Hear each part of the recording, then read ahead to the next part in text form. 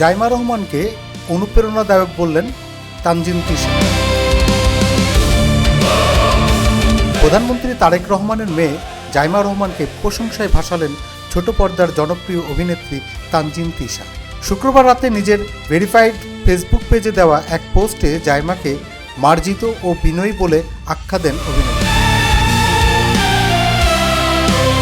তানজিন তিশা লেখেন, জাইমা রহমান সত্যি অত্যন্ত বিনয়ী এবং সাধারণ জীবনযাপনে বিশ্বাসী একজন মানুষ। বিদেশে বড় হওয়া সত্ত্বেও তিনি যেভাবে অত্যন্ত মার্জিত ও গর্বের সঙ্গে আমাদের দেশীয় সংস্কৃতি ও ঐতিহ্য ধারণ করেন তা সত্যিই প্রশংসনীয়।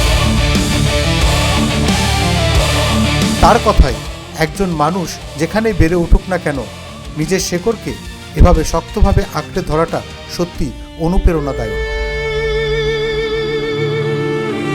এদিকে গতকাল বৃহস্পতিবার প্রথম রোজায় রাজধানীর ভাসানটেক এলাকায় নারী ও এতিম শিশুদের সঙ্গে এক ইফতার মাহফিলে যোগ দেন জাইমা রহমান। পবিত্র রমজান উপলক্ষে ঢাকা 17 আসনের করাইল বস্তি ও ভাসানটেক এলাকার 14টি এতিমখানা ও হাফেজিয়া মাদ্রাসায় মাস জুড়ে ইফতার, রাতের খাবার ও সেহরি সরবরাহের উদ্যোগের অংশ হিসেবে তিনি এই ইফতার মাহফিলে যোগ দেন।